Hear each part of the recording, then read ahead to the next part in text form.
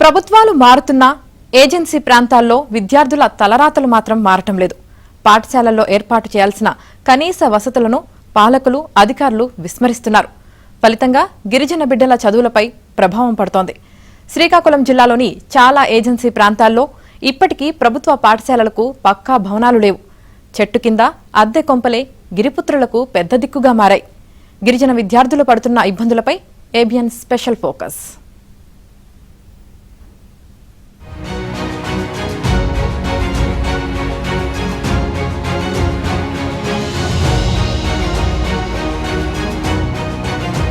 గిరిజన ప్రాంతాల అభివృద్ధిపై పాలకులు చెబుతున్న మాటలకు క్షేత్రస్థాయి పరిస్థితులకు పొంతన కనిపించడం లేదు.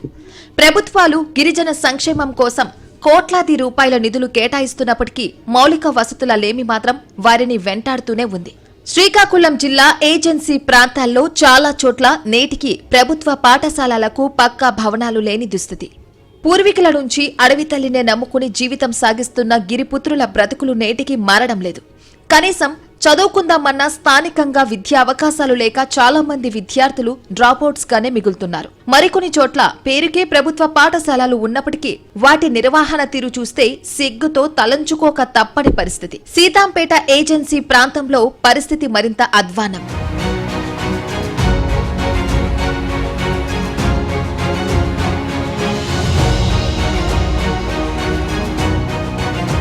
పాతపట్టణం మండలం ఏఎస్ కమిటీ పంచాయతీలోని నల్లబొంతు గిరిజన ప్రాథమిక పాఠశాల దుస్థితి పాలకుల నిర్లక్ష్యానికి ప్రత్యక్ష సాక్షిగా కనిపిస్తోంది. గిరిజన విద్యార్థుల శాపమో లేక అధికారుల తప్పిదమో తెలియదు కానీ ఇక్కడి విద్యార్థులకు ప్రభుత్వం నుంచి అందాల్సిన కనీస సౌకర్యాలు అందడం లేదు. సొంత భవనం లేకపోవడంతో చిన్నారులు రచ్చబండపై మండపం కింద చదువులు కొనసాగిస్తున్నారు.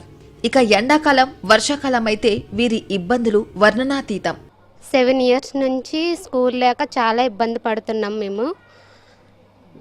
అంటే స్కూల్ లేక ఇలా మెల్ల దగ్గర నుంచి లేకపోతే రోడ్డు మీద కూర్చొని చదువుకుంటున్నారు పిల్లలందరూ. వర్షం పడితే ఇంకంతే, స్కూల్ లేనట్టే.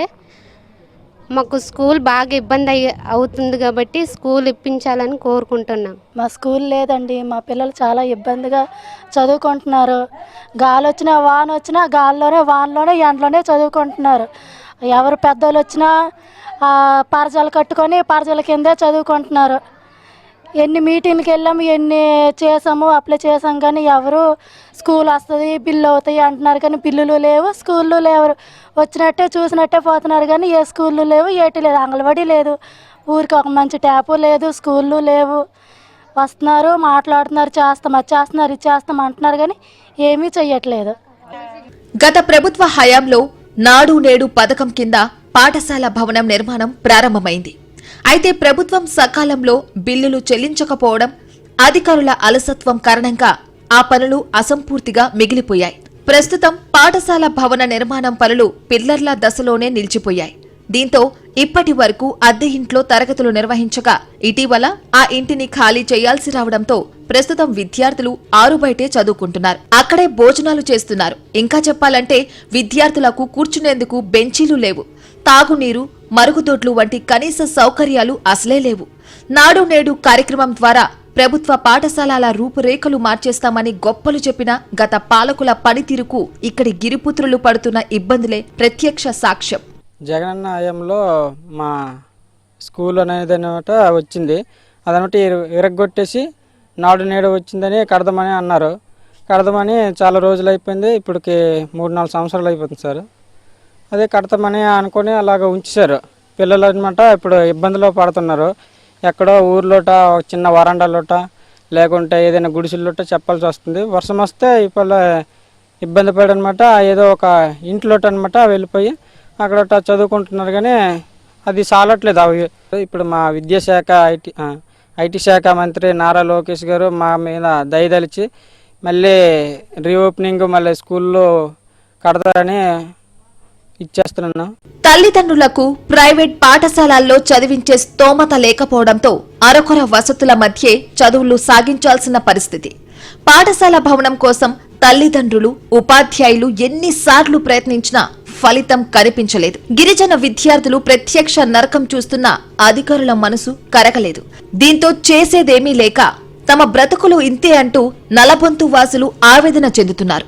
ఇలాంటి పరిస్థితుల్లో పాఠశాల ప్రధానోపాధ్యాయుడు తన సొంత నిధులను కొంతవరకు వెచ్చించి గిరిజన విద్యార్థులకు అండగా నిలుస్తున్నారు. మా పాఠశాలకి 20 మంది పిల్లలు ఉన్నారు, కానీ పాఠశాల భవనం లేదు.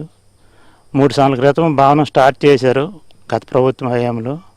అది మధ్యలోనే ఆపేశారు, మరి ఎందుకో ఏంటో తెలియదు. మేము ఎంతమందికి విన్నవించుకున్నాం కానీ మా పాఠశాల భవనం పూర్తి కాలేదు. మీ మధ్యలోన నా సొంత డబ్బులు పెట్టి పాఠశాల నడిపిస్తున్నాను. ఈ విషయం మండలాధికారులకు కూడా తెలియజేయడం జరిగింది. సార్లు వచ్చారు, ఎంక్వైరీ చేశారు, ఆ బిల్డింగ్ వస్తుందిలేని అన్నారు తప్ప ఇంతవరకు రాలేదు. ఈ వర్షాకాలము మా పిల్లలతో చాలా బాధలు పడుతున్నాము. తర్వాతను విద్య కూడా అభ్యసించడానికి వాళ్ళు కూడా చాలా ఇబ్బంది పడుతున్నారు వర్షం గాలికి. కాబట్టి ప్రభుత్వం వారు దయించి మా పాఠశాలకు భవనం మంజూరు చేసి మా గిరిజన పిల్లలకి న్యాయం చేస్తారని ఇందుమూలంగా మేము తెలియజేస్తున్నాం సార్. వాస్తవానికి సిక్కోలు గిరిజన ప్రాంతాల్లో చాలా వరకు ప్రజలు పేదరికంలోనే ఉన్నారు. వీరికి బాహ్య ప్రపంచంతో సంబంధాలు కూడా అంతంత మాత్రంగానే ఉంటాయి. ఇలాంటి పేద బిడ్డలకు అండగా నిలవాల్సిన బాధ్యత ప్రభుత్వాలపై ఉంది. విద్యా వ్యవస్థలో సమూల మార్పులు తేవడానికి తీవ్రంగా శ్రమిస్తున్న మంత్రి నారా లోకేష్ ఇలాంటి పాఠశాలల దుస్థితిపై ప్రత్యేక దృష్టి సారించాలని స్థానికులు కోరుతున్నారు. కూటమి ప్రభుత్వంలోనైనా తమ బిడ్డల బ్రతుకులు మారతాయన్న ఆశతో సిక్కోలు గిరిపుత్రులు ఆశగా ఎదురుచూస్తున్నారు.